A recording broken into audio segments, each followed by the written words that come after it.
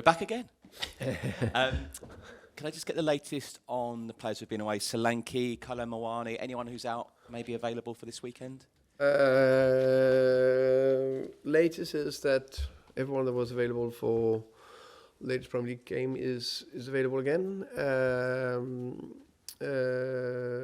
And midweek, Pape was out shortly, as I said, was a precaution. He was good trained today, so that's positive. Kolo Muani is just the dead leg is just dragging on, so it's a little bit annoying. Just take a few more days, so he'll not be available. Dom is not available, but yeah, that's the status. Yeah. Are you starting to feel here now less training, game, presser, game? Are you starting to feel it now as the season's really ticking in? Yeah, you can say that. It's definitely been that the last 5 games. So, but yeah, it's fine. It is what it is. Get on with it. Prepare, perform, win, prepare, win, perform, win. That's the plan. So yeah, fine. A lot of tough decisions you've got to make daily as a head coach. But João Palhinha, loan to option to potentially permanent, could that potentially be the easiest decision you could make as Tottenham head coach? He's had a great start, hasn't he? Very happy with João. He's done very well for us. Come in, helped the team, performing well, playing centre back and still doing well. So really pleased with him. Yeah, very pleased with him. Finally, Thomas, the Together Against Suicide campaign starts this weekend. Every 90 minutes, someone takes their own life. How important is that we all look out for each other, and what can football do to help with mental health? Yeah, I think we definitely need to help each other and look after that. That's a bad stat, and there's another stat that 1 in 4 is considering committing suicide, which is as bad. So we need to help. I'm very happy that this campaign is going on. I know it's very important for Vinay, our CEO.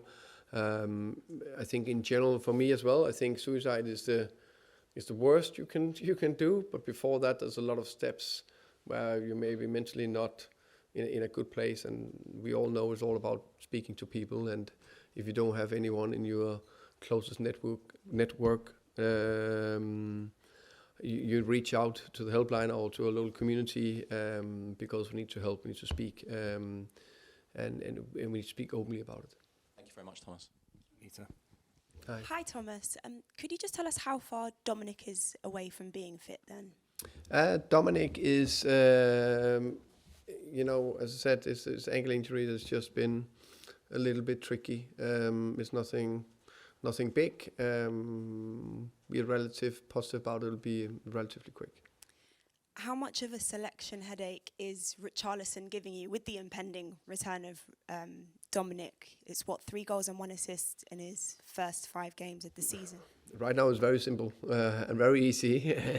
Richie is playing and Richie is doing good. As you said, scored 3 goals and 1 assist. Is good numbers. So yeah, happy with Richie. He just needs to keep building, keep adding good performances, keep arriving in the right areas in the box. So yeah, that's positive. Another player I wanted to ask you about was Lucas, only 19 years of age, but something you said is that he takes the team with him. What's his ceiling? Good question. Hopefully as high as possible. My finest job together with the coaches is to maximize potential in every player, maximize potential in the team. That's my most important task. And Lucas is a fantastic prime example of that. How can we maximize his potential? Right now he is in a very good flow. Right now you can just see he's full of confidence, and that's a fantastic position to be in. So pleased with him. Also, he's, I think, adding more and more to his game now. He's arriving more in the box, for example, which is important. And finally, tomorrow is the start of 3 games in about 10 days, I believe. Obviously, you want to win every game, but how much would that help getting this run of 10 days off with a game and continuing your great form in the Premier League? Yeah, of course, it will be super important. We are facing a good Wolves side. I think everyone is aware that they haven't had their best start in terms of points. When you look at their performances, they're much better. They are much tighter games. You can see the games they've lost, except the City game, is very super tight. So I expect a very difficult game. This is a team that we the last 5 times haven't been able to beat. So I think we're very fully aware that this is a team. Another game in the Premier League, you could take nothing for granted. You can't think you can just walk over any opponent. So we need to come flying out, be ready for it. We need the fans behind us. They need to back us every single second of the match. But I'm very confident. I'm positive that we'll go out and perform well tomorrow. Thank you. Best of luck. You're welcome. Hi Thomas, how are you? I'm good, thank you. You? Yeah, good, thank you.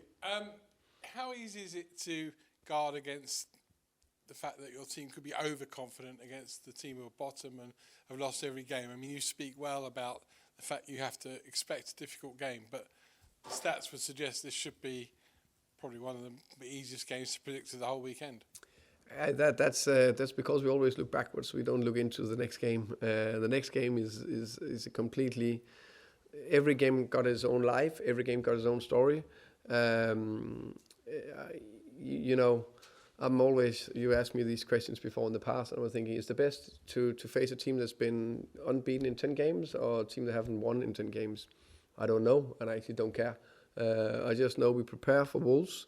We look at their strength and the areas where we think we could potentially hurt them. And then I think our players are I think it's good that our players are in a good place. They're confident, but also know that we need to work very hard. It's nothing going to be easy. And also they know the stat as well. We haven't beat them the last 5 times. It's a busy week. You've already been asked about that.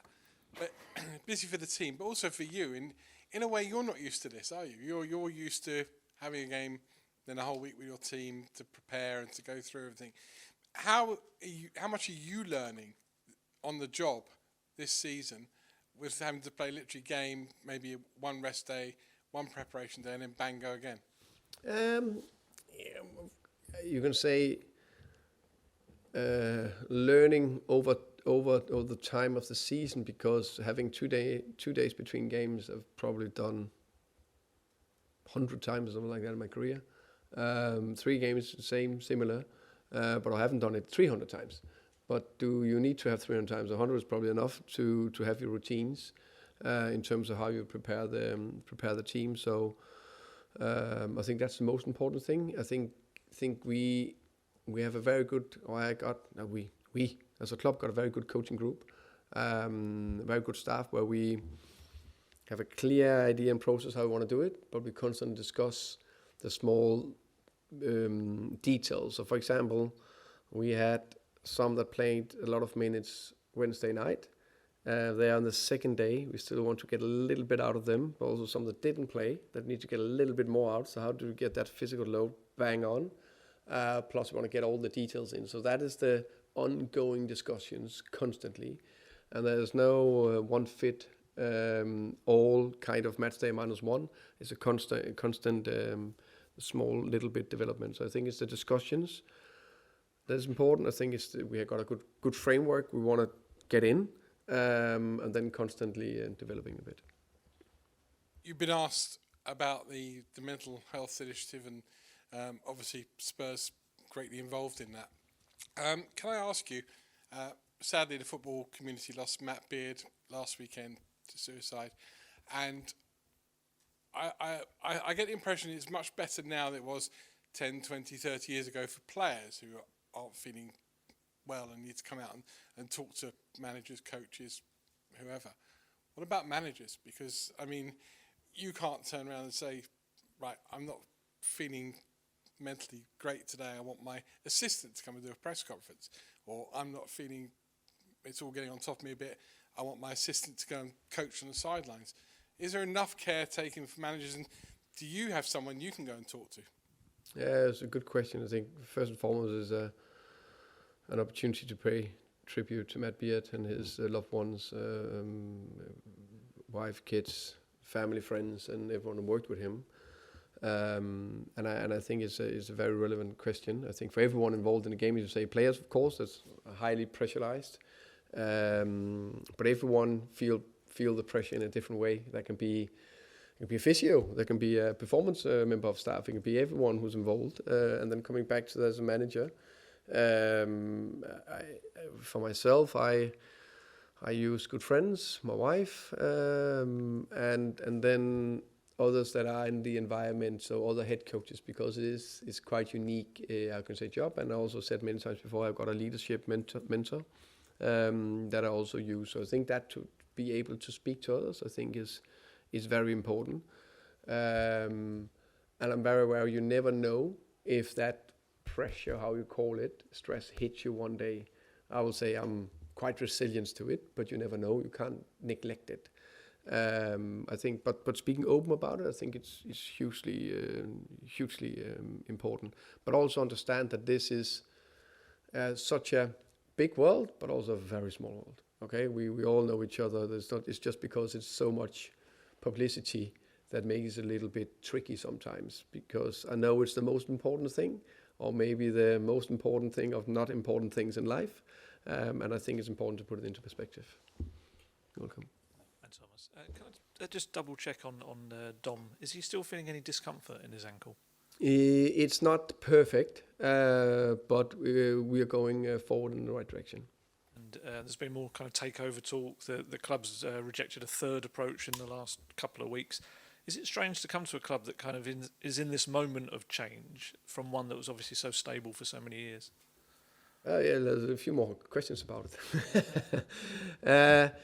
So the short answer is yes, but I'm, you can say, to start was very stable. Daniel's been here for almost 25 years, so very, very easy, of course. Then the change came a little bit, okay, didn't expect that.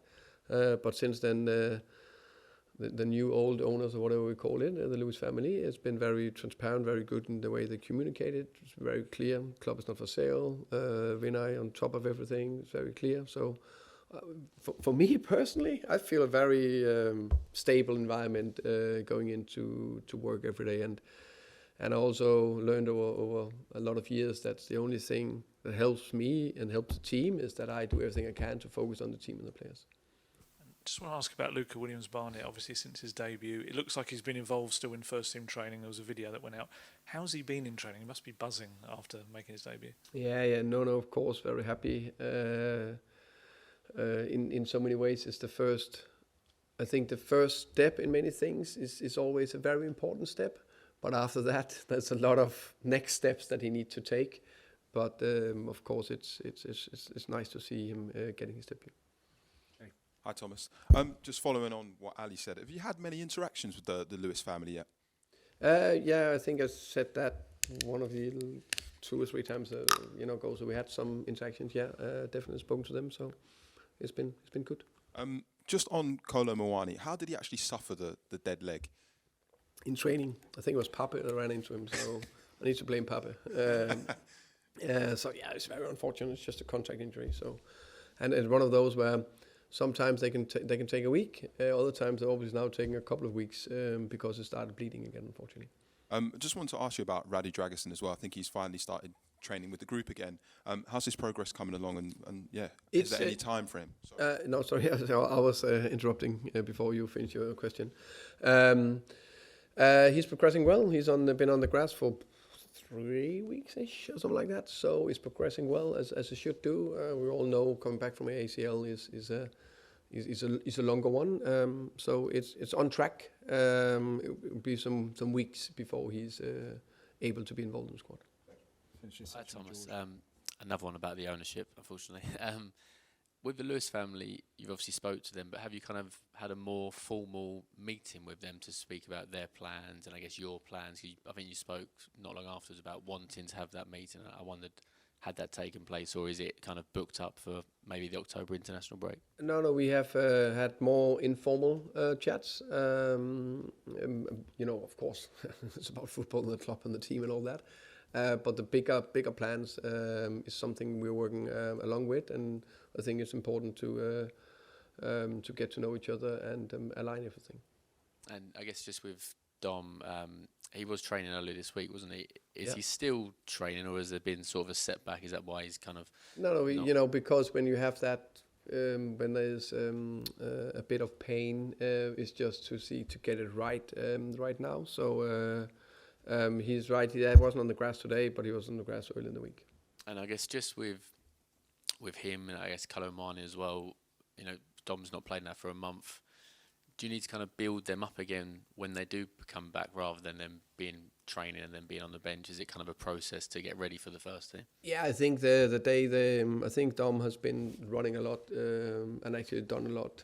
So he's in a fine-ish place. Of course, it will take a few weeks to get up to a good place. And Kolo Muani again, now we've been off the grass for a couple of weeks, so it will take some weeks after that.